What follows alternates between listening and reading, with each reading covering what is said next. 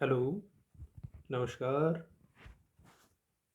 स्वागत है आप सभी का एक बार फिर से भूगोल की ऑनलाइन कक्षाओं में।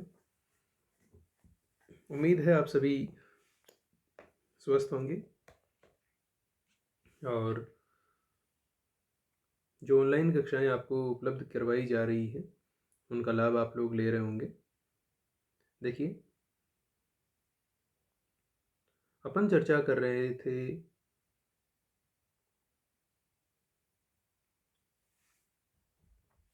भौगोलिक विचारधाराओं के पेपर की, और अपन ने भूगोल के अंतर्गत 18वीं और 19वीं शताब्दी में जो वैज्ञानिक भूगोल का जन्म हुआ उसमें जिन जिन भूगोलवेताओं का योगदान रहा उनकी अपन चर्चा कर रहे थे।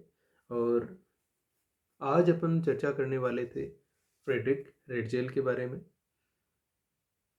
तो हेडिंग लगाइए, फ्रेडरिक रेडजेल, और इनका भूगोल में जो योगदान रहा उसकी अपन आज बात करेंगे।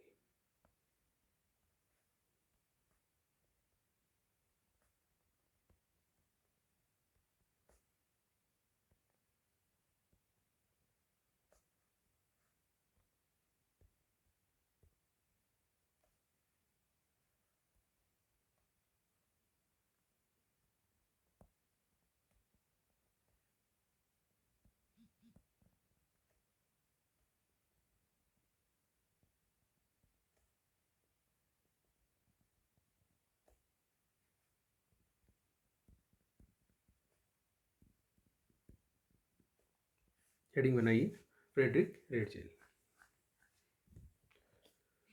फिर अपन इनकी बात करते हैं।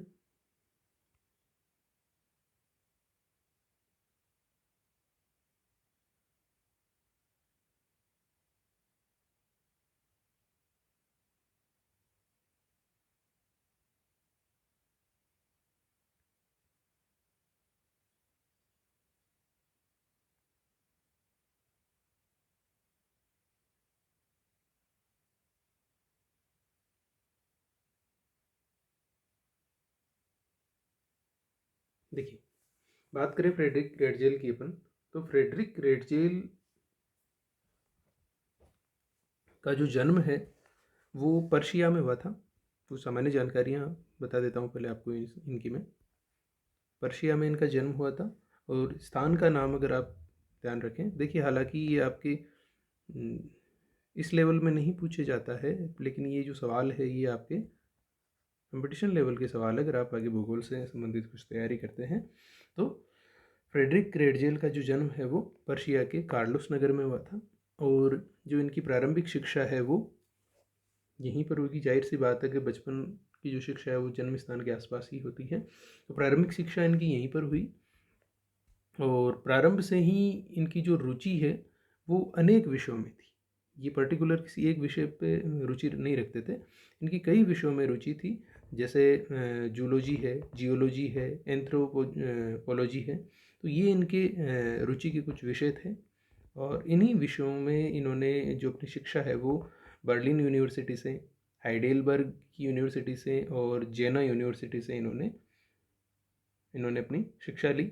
और इसके बाद अगर अपन बात करें तो देखिए, इन्होंने अपना जो विचार है, जो अपने ग्रंथ है, उनका जो प्रस्तुतिकरण है ये इन्होंने 1869 से शुरू किया था।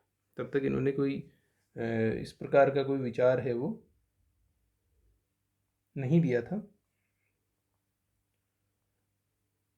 तो देखिए, बात करें इनके विचारों की, तो 1869 में इन्होंने सबसे पहले जो डार्विन का विकासवादी ग्रंथ था उसके बारे में इन्होंने समालोचना प्रस्तुत की थी। किसके बारे में? डार्विन के विकासवादी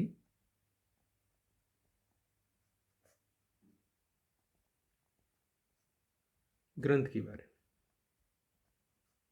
तो इन्होंने अपनी समालोचना प्रस्तुत की। और जो डार्विन ने ये जो विकासवादी सिद्धांत दिया था, इनका जब इन्होंने अध्ययन किया तो इनसे काफ़ी जानकारियाँ, काफ़ी कुछ इनको सीखने को भी मिला, और इन पर इसके इस दर्शन का कुछ अपन ये कह सकते हैं कि प्रभाव भी पड़ा। और इसके बाद में देखिए, इन्होंने एक फ्रांस के वैज्ञानिक थे चार्ल्स मार्टिन, उनके साथ इन्होंने कुछ समय कार्य किया और चार्ल्स मार्टिन्स के साथ में इन्होंने कार्य करते समय इन्होंने अपने खुद के कुछ लेख है वो प्रकाशित करने शुरू किए और इनका एक लेख प्रकाशित हुआ था इसी समय। काफ़ी महत्वपूर्ण लेख है, नाम आप सुना होगा, आप लोगों ने नहीं सुना है तो मैं बता देता हूँ। भूमध्य सागरीय तट से जीव वैज्ञानिक पत्र, कई बार पूछा जाता है ये। भूमध्य सागरीय तट से जीव वैज्ञानिक पत्र, ठीक है। और इसके पश्चात इन्होंने एक विद्वान है जिनके बारे में आप लोग जानते हैं, वेगनर। तो वेगनर महोदय के साथ इन्होंने म्यूनिक शहर में कुछ समय के लिए ये संपर्क में आए उनके, और वहाँ पर इन्होंने जो जो जीवों का प्रवास था, इमिग्रेशन ऑफ स्पाइसीज का जो सिद्धांत वेगनर बता रहे थे, उनसे ये प्रभावित हुए, उनके बारे में इन्होंने जानकारी ली, साथ काम किया कुछ समय। और इसके पश्चात अगर बात करें अपन, तो देखिए रेडजेल भी हम्बोल्ट की तरह अपन ये कह सकते हैं कि यात्राओं के द्वारा अपना ज्ञान है इन्होंने अर्जित किया था। ये एक जगह बैठ के ये वो आराम कुर्सी वाले भूगोलवेता नहीं थे, इन्होंने व्यवहारिक रूप से फील्ड में इन्होंने देखा, महसूस किया और अपना ज्ञानार्जन किया। तो ये हम्बोल्ट की तरह थे। और 1872 की बात करें अपन, ये 1869 से 1872 के बीच की बात है ये पत्र वाली। तो 1872 की अगर अपन बात करें तो देखिए 1872 के समय से ये लोग इन्होंने क्या किया कि जो पूर्वी यूरोप है इसकी यात्राएं की। इसके अलावा इन्होंने इटली, यूएसए, मेक्सिको, क्यूबा, इन देशों की भी इन्होंने यात्राएं की, और जो भौगोलिक वर्णन और प्राकृतिक दृश्य इन्होंने देखे उनको इन्होंने अपने ज्ञान में स्थान दिया। इसके अलावा इन्होंने कैलिफोर्निया, मेक्सिको, क्यूबा, इन सभी का अध्ययन भी किया, यहाँ पर भ्रमण भी किया। तथा साथ में इन्होंने क्या किया कि जो चीन का जो चीन से जो प्रवास के तथ्य थे, चीनी प्रवास के, उनको इन्होंने अपने शोध कार्य में स्थान दिया और इसी विषय पर इन्होंने एक शोध पत्र तैयार किया और इसी विषय पर इन्होंने आगे चलकर पीएचडी की या डॉक्टरेट की उपाधि है वो अर्जित की। इसके बाद में देखिए इन्होंने 1875 तक ये भ्रमण में रहे और 1875 के दौरान, ये इन 3 सालों के बीच की बात है, 1875 में ये यूएसए से वापस यूरोप लौट आए और यहाँ यूरोप में आकर इन्होंने म्यूनिक शहर में ही, जहाँ ये बचपन से रूबरू होते रहे थे, यहाँ पर आके इन्होंने एक भूगोल संस्थान में भूगोल विषय का अध्यापन करवाया और यहीं पर रहते हुए आगे इनका प्रमोशन हुआ और 1880 में ये भूगोल के प्रोफेसर बने। फिर आगे चलकर 86 में इन्होंने जो लिप्जिंग यूनिवर्सिटी थी उसमें इन्होंने भूगोल के प्रोफेसर के पद पर ज्वाइन किया और आगे चलकर इन्होंने 1904 तक, मतलब अपने मृत्यु पर्यंत इन्होंने यहाँ पर कार्य किया। और इन्होंने यहाँ पर रहते हुए एक भौगोलिक संगठन या अपन कहें कि जोग्राफिकल सोसाइटी का भी इन्होंने अपन ये कह सकते हैं कि विकास किया, निर्माण किया। और इसी क्षेत्र में रहते हुए इन्होंने अनेक ग्रंथों की भी रचना की। आगे अपन इनके ग्रंथों की भी बात करेंगे, उससे पहले आप एक बार ये जो अपन ने बेसिक इनके जीवन के बारे में बात की इसको एक शॉर्ट में लिखें ताकि आपको ध्यान रहे कि क्या क्या कार्य इन्होंने अपने जीवन के प्रारंभिक समय में किया, इनका जो ज्ञान था वो व्यवहारिक था या कहीं से कॉपी किया हुआ था। तो ये सारी चीज़ें अपन उनके बेसिक प्रारंभिक जीवन से पता चलेगी कि इनका जो ज्ञान है वो कैसे अर्जित किया हुआ था। ठीक है, हेडिंग आप लोग लगा ही चुके हैं, लिखना शुरू कीजिए। लिखिए, महान भूगोलवेता फ्रेडरिक रेडजेल का जन्म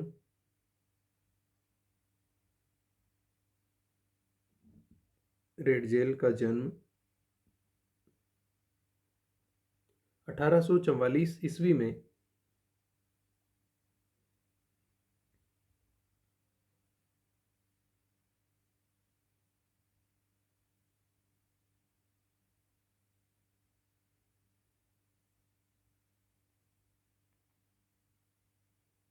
1844 ईस्वी में पर्शिया के, आगे बोर्ड पे लिखा हुआ है, पर्शिया के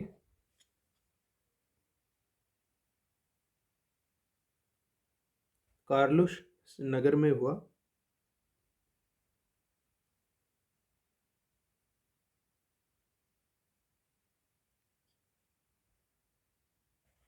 और इनकी प्रारंभिक शिक्षा भी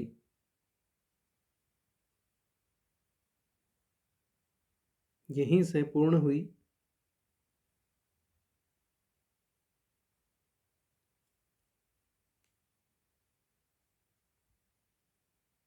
यहीं से पूर्ण हुई।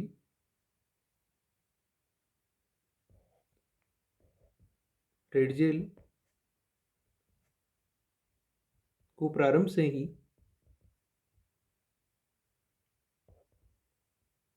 अनेक विषयों में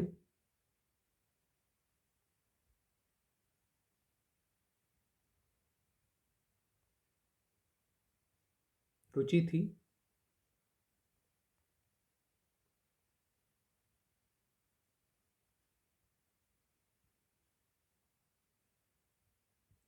और इन्होंने मानव शास्त्र, भूविज्ञान तथा प्राणी विज्ञान विषय में शिक्षा प्राप्त की।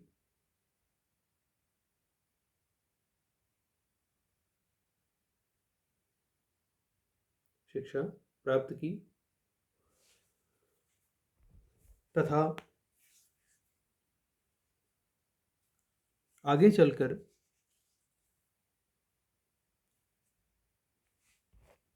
बर्लिन यूनिवर्सिटी, बर्लिन यूनिवर्सिटी,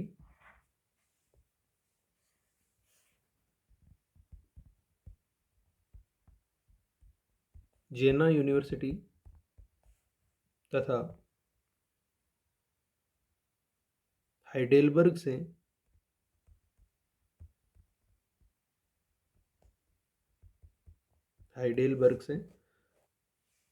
इन्होंने उच्च शिक्षा अर्जित की।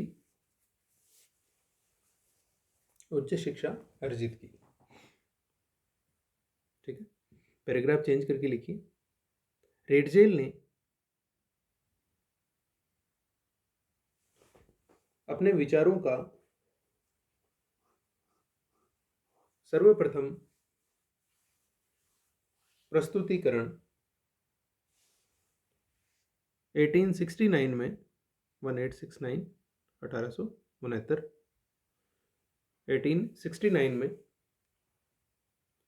डार्विन के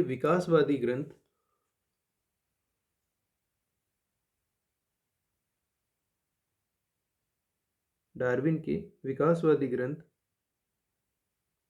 की समालोचना प्रस्तुत करके किया।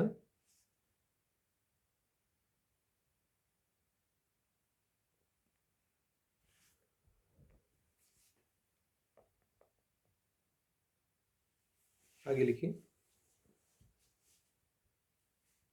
फ्रेडरिक रेडजेल ने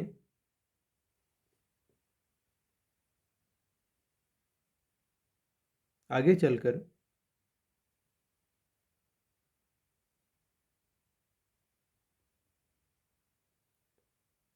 प्रसिद्ध प्राणी वैज्ञानिक चार्ल्स मार्टिन्स, लिखा हुआ है आगे बोर्ड पे, चार्ल्स मार्टिन के साथ कुछ समय कार्य किया और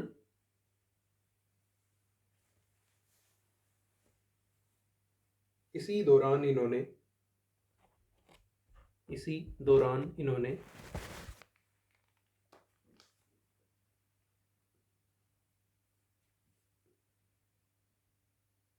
अपना एक पत्र भी प्रकाशित करवाया,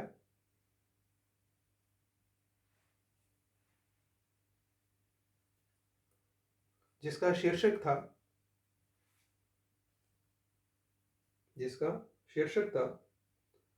भूमध्य सागरीय तट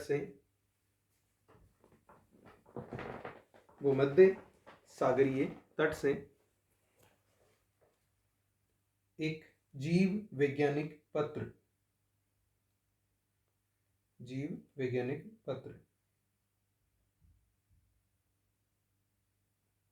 ठीक है, आगे लिखिए। आगे चलकर म्यूनिख में, बोर्ड पे लिखा हुआ है, आगे चलकर म्यूनिख में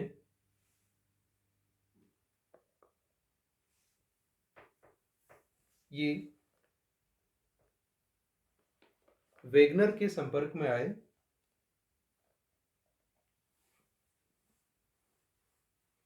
तथा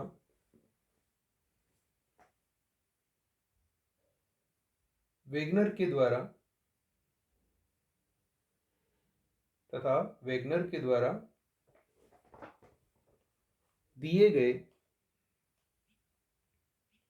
जीवों के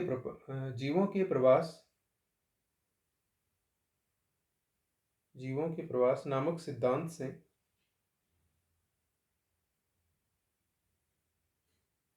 ये काफी प्रभावित हुए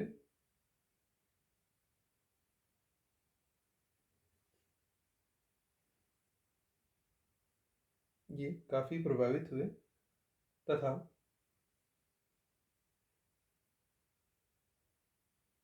आगे चलकर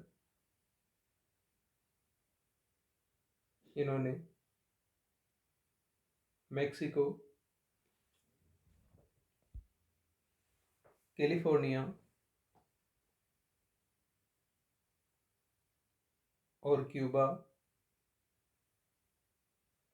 क्यूबा से चीनी प्रवास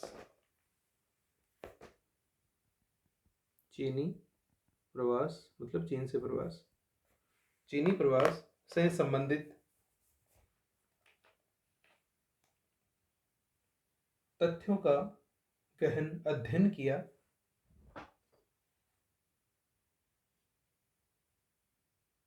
और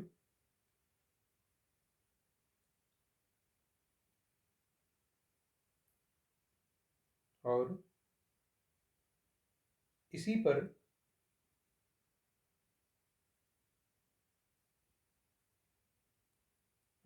पर इन्होंने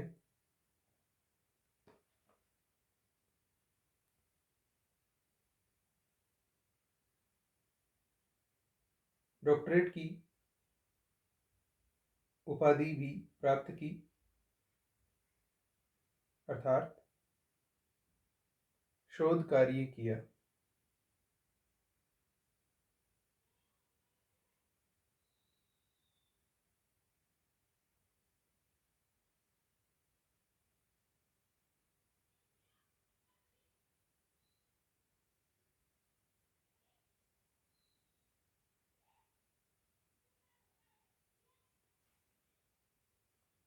ठीक है, फिर आगे पैराग्राफ चेंज करके लिखिए।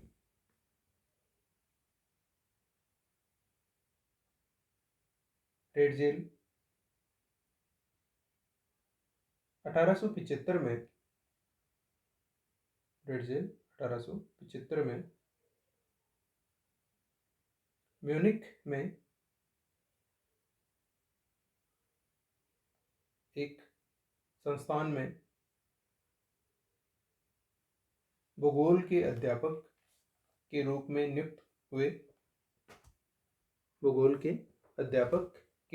नियुक्त हुए और आगे चलकर 1880 में भूगोल के प्रोफेसर बने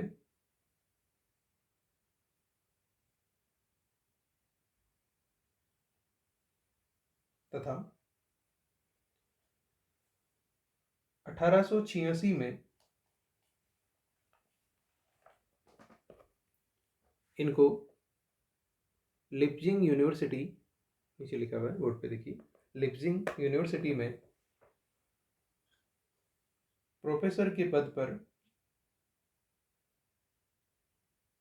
नियुक्त किया गया, जहां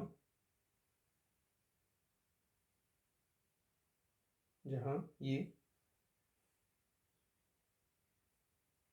जीवन पर्यंत कार्यरत रहे।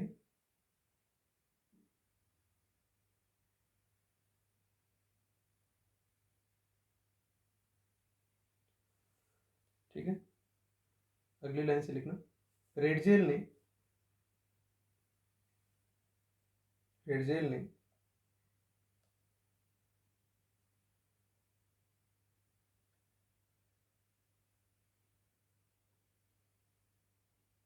अपना भौगोलिक ज्ञान प्रत्यक्ष रूप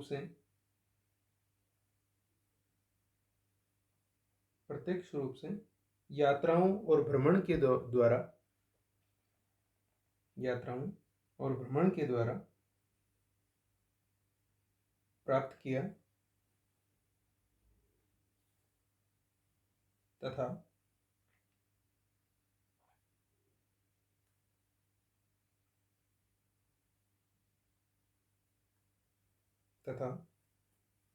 इन्होंने भूगोल पर अनेक ग्रंथों की भी रचना की।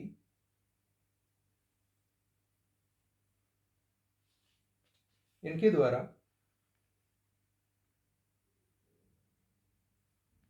लिखे गए कुछ महत्वपूर्ण ग्रंथ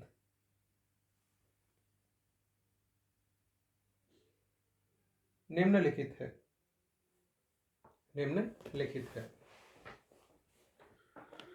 ठीक है, तो इन ग्रंथों के नाम आप लिख लीजिए और सारे ही महत्वपूर्ण हैं, ध्यान रखिएगा, लेकिन इनमें से एक जो सबसे ज़्यादा महत्वपूर्ण है उसका मैं आपको भी बता दूंगा। पहला लिखिए,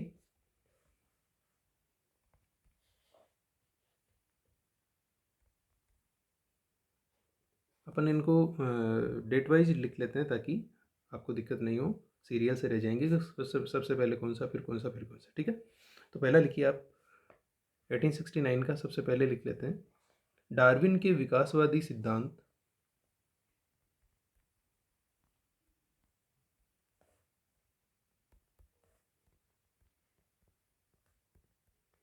डार्विन के विकासवादी सिद्धांत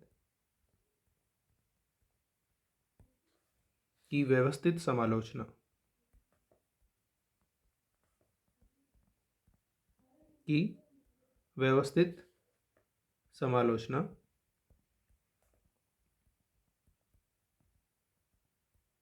ठीक है, ये इन्होंने 1869 में प्रकाशित किया था, जिसकी अपन बात कर चुके हैं। दूसरा इनका ग्रंथ था एक प्राणीवेता की यात्राएं।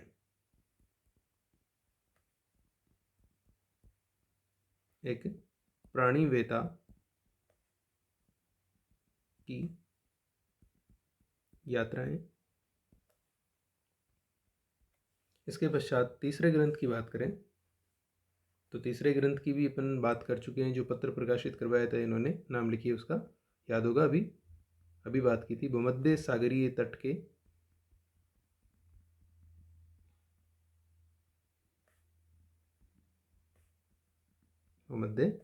तट के जीव वैज्ञानिक पत्र।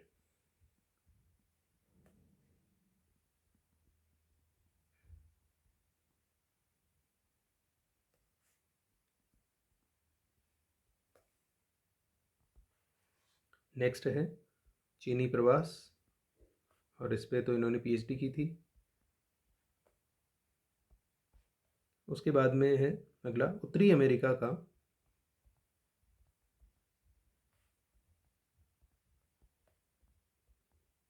उत्तरी अमेरिका का भौतिक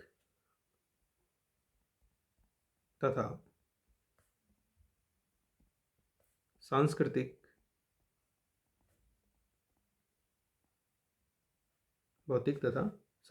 भूगोल।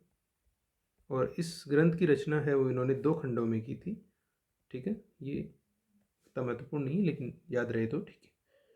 ठीक है, नोट कीजिए इनको। फिर आगे इनके कुछ ग्रंथ और हैं, उनकी भी बात करते हैं। नोट कर लीजिए एक बार।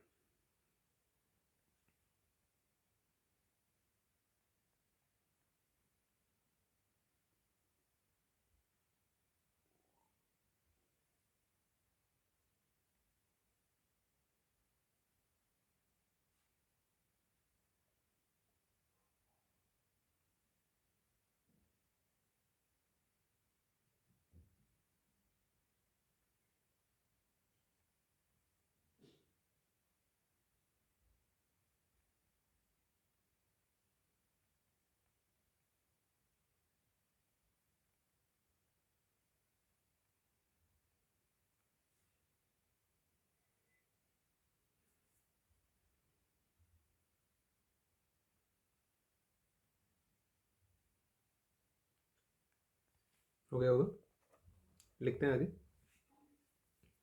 बता रहा हूँ मैं इनको। अगला लिखिए नंबर 6 पे। अगला ग्रंथ है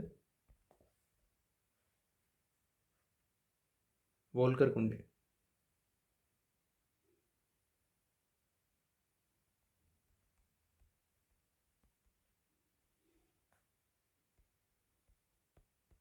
ठीक है, और एक चीज़ का ध्यान रखिएगा, हालांकि आपके उतना महत्वपूर्ण नहीं है, इसी वोल्कर कुंडे का एक अंग्रेजी अनुवाद भी है जिसको द हिस्ट्री ऑफ मैनकाइंड कहा जाता है।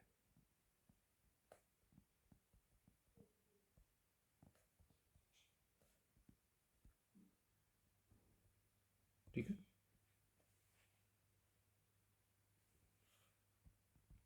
और अगला सबसे महत्वपूर्ण, जिसके बारे में आप लोग जानते ही हो, बताने की आवश्यकता ही नहीं है, एंथ्रोपोजोग्राफी। ठीक है, और इसकी भी रचना इन्होंने 2 खंडों में की थी। पहला खंड इनका है वो 1882 में प्रकाशित हुआ था और दूसरा इन्होंने 1891 में प्रकाशित करवाया था। ध्यान रखिएगा क्योंकि सबसे महत्वपूर्ण ग्रंथ है ये एंथ्रोपोजोग्राफी। 2 खंड है इसके भी।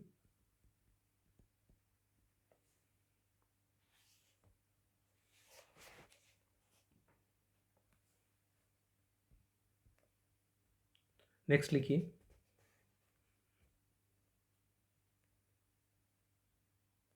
ये आपको इंग्लिश में ही लिखना होगा।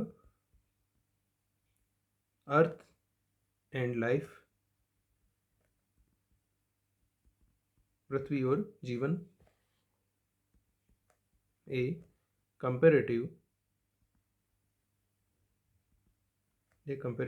ज्योग्राफी, एक तुलनात्मक भूगोल। ठीक है, उसके बाद में नेक्स्ट है जर्मनी का प्रादेशिक भूगोल।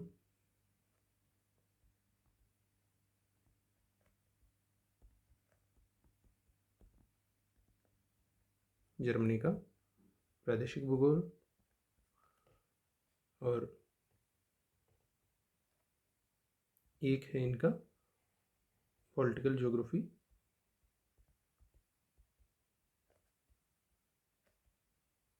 राजनीतिक भूगोल। ठीक है, तो ये इनके द्वारा जो ग्रंथ है वो लिखे गए थे। ठीक है,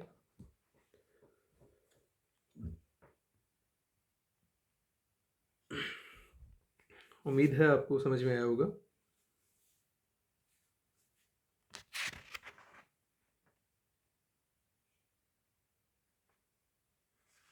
बाकी की जो इनके भौगोलिक देन है उनके बारे में आज अपन बात नहीं कर पाएंगे क्योंकि वीडियो का जो समय है वो अपने रोज़ाना के समय के बराबर पहुंच चुका है। तो बाकी का जो पार्ट रहेगा उसको अपन अगले वीडियो में कंप्लीट कर लेंगे। एक वीडियो में लगभग ये कंप्लीट और कर लेंगे इसको। ठीक है, तो आज के लिए इतना ही। धन्यवाद आप सभी का। बाकी की चर्चाएं वो नेक्स्ट वीडियो में करते हैं और इनके जो नोट्स है वो आप प्रॉपर ढंग से बनाते रहें क्योंकि देखिए जो स्थितियाँ बन रही है उनमें अभी नहीं लगता है कि ऑफलाइन क्लासेस स्टार्ट हो पाएगी। तो ऐसी स्थिति में आपको ऑनलाइन के अलावा कोई विकल्प नहीं है। नोट्स बनाएं, तैयारी करें, बस यही आपके पास एक ही विकल्प है।